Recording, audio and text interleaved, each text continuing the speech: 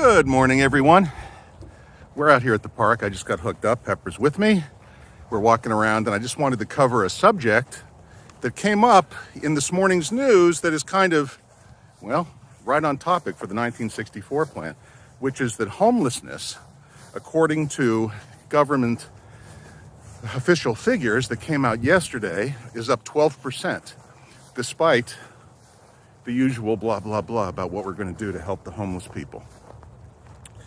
Homelessness is a big part of the 1964 plan, and if you want to see the entire plan laid out, I have a solution. Now, when I say solution, there really are no solutions. There are only trade-offs. I'm stealing that from Thomas Sowell. But by the way, let me just, those of you who have never seen me before, whenever I look away or look down, it's because I'm looking to see what she's up to. And she's being very pretty this morning, as she always is. Anyway, come my Pepper. Anyway, so when I look away, it's not because I'm being rude. So I was just saying that there are no solutions, only trade-offs. That means that for my solution, there will be costs and there will be, nothing is perfect. The enemy of good is perfect. And so that's always the objection. Whenever anybody presents generically a solution or a better solution than what's going on in some disastrous government clusterfuck, because everything the government does is a clusterfuck, the argument against it by the forces entrenched is, well, this person or that person will be a loser in the equation. But see, when you're making policy, you're not using a scalpel. You're using basically a butcher's, what do you call that thing? The cleaver. You're using a cleaver. You're going at it hard. And consequently, you're not going to get necessarily a perfect result. So the bottom line is that, you just have to go for what's better and where the trade-offs are less. So anyway, read the details of my plan for homelessness. It'll reduce homelessness to next to nothing. Not nothing, but instead of up 12%, it'll be down 99%, and I'm not exaggerating. Now, the preface is, to pay for all of this, I'm not like everybody else. I'm not going to say, let's just throw money that we don't have, therefore print it out of thin air and do it. The beginning of all of this is we have to legalize drugs. If you want to end homelessness, if you want to reduce drug addiction, if you want to take crime down to a level where it's negligible, where it was in 1964 when we passed the Civil Rights Act and made all discrimination illegal, and then proceeded to completely fuck up our entire culture through the welfare state and others. If you want to do that, it begins with ending the drug war. The drug war was lost from the start. I can tell you from firsthand experience, having been in prison and good friends with lots and lots of cartel guys, they laugh. And I'm not sympathizing with them. A lot of them are very tough cookies. But if you want to see the murder rate drop, anyway, read my white paper on drug legalization. It'll free up $1 trillion to be used for other and better things, like helping the homeless. And all the homeless are addicts. The point I'm going to make is, whether a homeless person is an addict because they are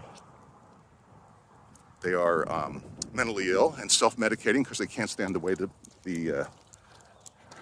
meds make them feel, or usually they're screaming alcoholics. And so, good morning again. I'm just talking to myself. Don't pay any attention. Okay, so anyway, and the other half are just screaming, usually alcoholics, but addicts too. And you don't start a program to help somebody by criminalizing them. You're making addicts criminals. And the drug laws, that's what it does.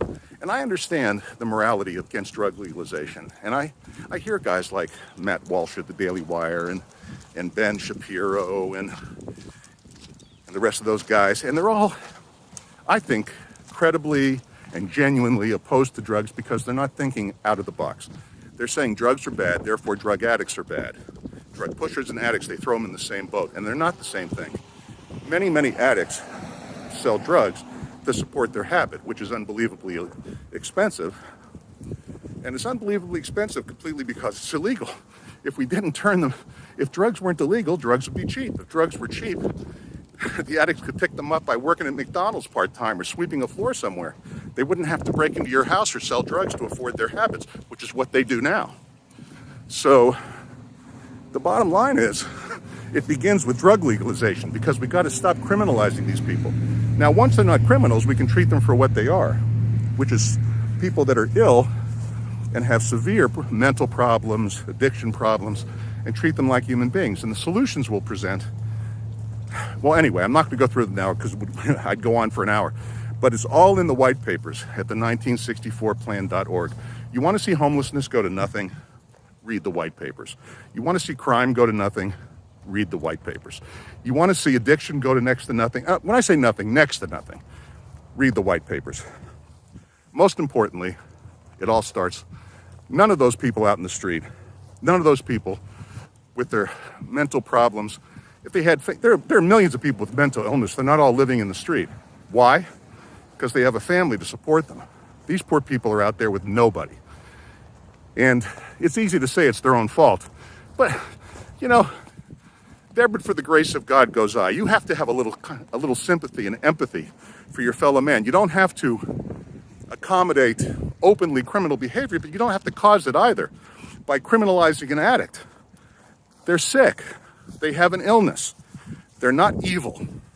And a lot of them, most of them sell drugs because it's the quickest and easiest way to afford their own fix.